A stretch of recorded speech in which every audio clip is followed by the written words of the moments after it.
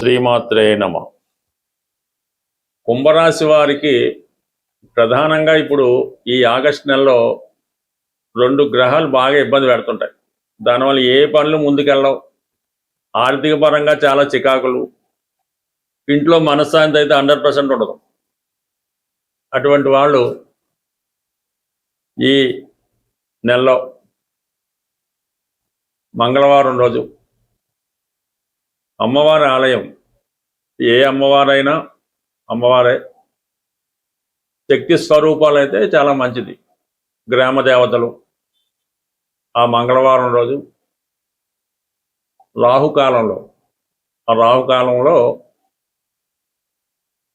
మీ సమస్యను బట్టి 4 గుమ్మడికాయలు, తినే గుమ్మడికాయలు 4 గుమ్మడికాయలు అమ్మవారి ఆలయంలో ఇవ్వాల్సి ఉంటుంది. వాళ్ళు అమ్మవారికి దిష్టి తీసేది బ్రేక్ చేస్తుంటారు. అలాగే 4 కొబ్బరికాయలు, అలాగే 4 నిమ్మకాయలు, ఇవి అమ్మవారి ఆలయంలో సమర్పించి అమ్మవారిని అక్కడున్న సాంప్రదాయ ప్రకారం పూజ అది చేయించుకొని రాహుకాలం అయినంత వరకు కూడా మౌనంగా ఉండవలసి ఉంటుంది. చక్కగా మౌనంగా ఉండి రాహుకాలం అయిన తర్వాత మీరు టెంపుల్ నుంచి బయటకు వచ్చి ఆ రోజు చాలా నియమంగా, ఇటువంటి రెగ్యులర్గా ఉండే మీ అలవాట్లన్నీ పక్కన పెట్టి ఆ ఒక్కరోజు పవిత్రంగా ఉండాలి.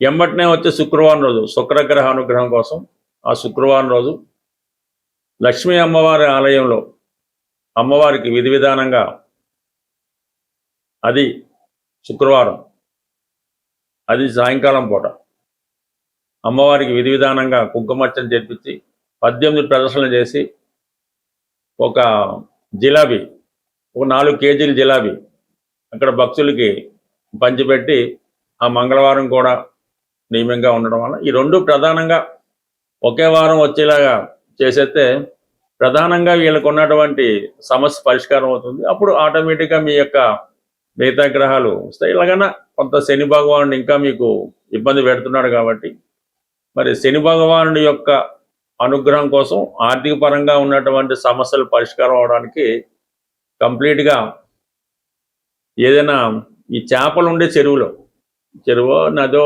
తీరంలో గురువారం రోజు ఏదైనా ఈ చేపలు ఉండే చోట్లో ఆ చేపలకి గోధుమ పిండితో తయారు చేయండి. బార్లీ అని గోధుమ పిండి కానీ కొద్దిగా పాలు వేసి కొద్దిగా ఉండలుగా చుట్టి ఆ చేపలకి ఆహారంగా ఏదో 1 కేజీ 1/2 కేజీ తయారు చేసి ఆ చేపలకు ఆహారంగా వేయడం వల్ల కొంతవరకు ఈ సమస్య పరిష్కారం అయ్యే అవకాశం ఉంది. సాధ్యమైనంత వరకు మీ కుటుంబ సభ్యులతో, అన్నదమ్ములతో కానీ అక్కచెల్లెలతో కానీ కుటుంబ సభ్యులతో ఎట్టి పరిస్థితుల్లో కూడా విభేదాలు తెచ్చుకోవద్దు. సాధ్యమైనంత వరకు వాళ్ళతో తక్కువ మాట్లాడండి. వాళ్ళు చిన్న చిన్న అవసరాలు ఉంటే అవి పరిష్కరించే ప్రయత్నం చేస్తే ఆటోమేటిక్గా ఈ కుటుంబ శ్రేయస్సు, అందరూ కలిసి ఉండడం, చాలా సమస్యలకి మీకు పరిష్కారం దొరుకుతుంది. ఈ ఇందా చెప్పినటువంటి 2 రెమెడీలు మంగళవారం శుక్రవారం 2 చేసి తర్వాత శని భగవానుడికి, అంటే మీరు ఏ రూపంలో చేసుకోవచ్చు, ఇది ఒక రెమెడీ. అందుకని మీనరాశి, అందులో శని భగవానుడు మీ కుటుంబ స్థానం కాబట్టి ఈ గురువారం రోజు చేపలు, ఆహారం, ఈ రవి, ఇవన్నీ చేయడం వల్ల ఆటోమేటిక్గా కొంత జనరల్ ప్రాస్పెరిటీ లభించి ముందు ప్రస్తుతం ఉన్నటువంటి ఇబ్బందుల నుంచి బయటపడే అవకాశం ఉంటుంది. స్వస్తి. ఏదైనా మనకి గోచార రీత్యా వచ్చే సమస్యలు మనం ఈ పరిహారాల ద్వారా కంప్లీట్గా వాటిని పరిష్కరించుకునే మార్గాలు చాలా వరకు మనకి ఋషులు చెప్పడం జరిగింది. అంటే మనకి ఇప్పుడు ఏలినాటి శని వచ్చింది, అది ఖచ్చితంగా ఆ ప్రభావం అనుభవించాలంటే అది ఖచ్చితంగా అయితే కాదు, మన చర్యల ద్వారా, మన క్రియల ద్వారా, మన ఆత్మబలంతో ఇటువంటి ఏలినాటి శని అవ్వచ్చు, అష్టమ శని అవ్వచ్చు, ప్రతిదాన్ని కూడా మనం మనకి అనుకూలంగా మార్చుకోవడానికి అనేక ప్రయత్నాలు మనకి పెద్దవారు చెప్పడం జరిగింది. అయితే ప్రస్తుతం మనం ఈ ఆగస్టు నెల మాస ఫలితాల్లో ప్రధానంగా ఈ శుక్రగ్రహం నీచబడి వీక్ అయి ఉండడం వల్ల మరి శుక్రుడి యొక్క ప్రధాన కారణం ఏంటంటే అది ఫైనాన్స్ సంబంధించిన విషయాలు. అంటే ఒక మనిషి జీవితంలో గొప్పగా బతకాలన్నా, మంచి బట్టలు ధరించాలన్నా, మంచి భోజనం తినాలన్నా, మంచి వివాహం ఉండాలన్నా శుక్రగ్రహ అనుగ్రహం తప్పనిసరిగా ఉంటుంది. ఎవరి జన్మ జాతకంలో అయినా సరే శుక్రుడు ఎంత బలంగా ఉంటే వారి జీవితం అంత వైభోగంగా అంత ఆనందంగా రావడం జరుగుతూ ఉంటుంది.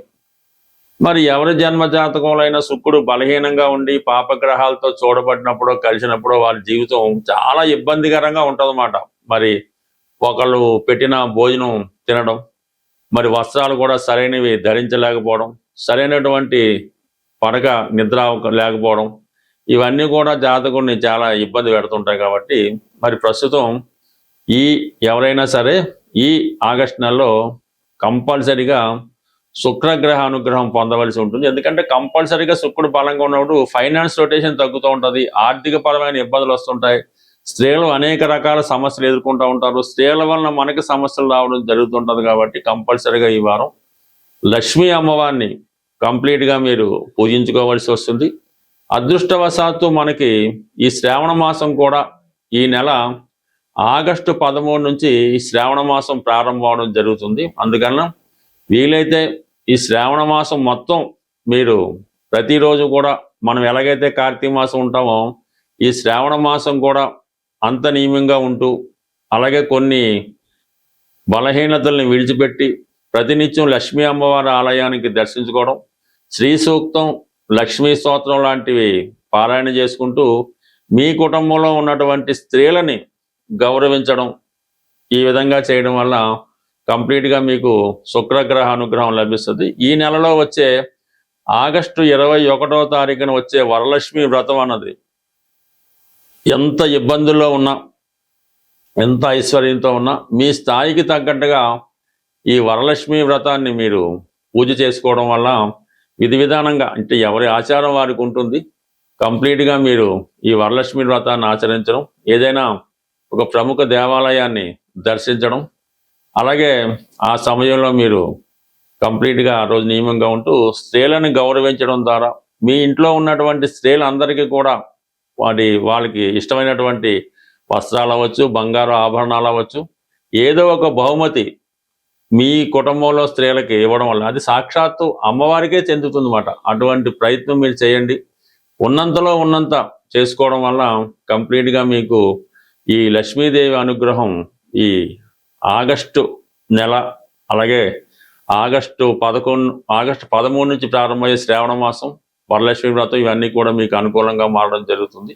అది ఏదైనా కొత్తగా వ్యాపారం పెడదాం అనుకున్న వాళ్ళు ఆగస్టు 11 తర్వాత, అంటే గురుమౌఢ్యం పోతుంది, గురువు మళ్ళా ఫామ్లోకి రావడం జరుగుతుంది. కాబట్టి ఆగస్టు 11 తర్వాత ధనానికి సంబంధించినటువంటి వ్యవహారాలు ఏవైనా ఆగస్టు 11 తర్వాత ప్రారంభించుకుంటే దాని తర్వాత మీకు ఆర్థిక పరంగా అనుకూలంగా ఉంటుంది. ఈ గురుమౌఢ్యంలో ఏదైనా కొత్త వ్యాపారం పెట్టినా, వివాహం చేసుకున్న, శుభకార్యాలు చేసినా అవి అప్పటికే కాకుండా జీవితాంతం దాని ప్రభావం మన మీద ఉంటుంది. కాబట్టి మీరు ఏదైనా శుభకార్యాలు, వ్యాపారాలు ఆగస్టు 11 తర్వాత ప్రారంభించుకుంటే శుభంగా ఉంటుంది. స్వస్తి.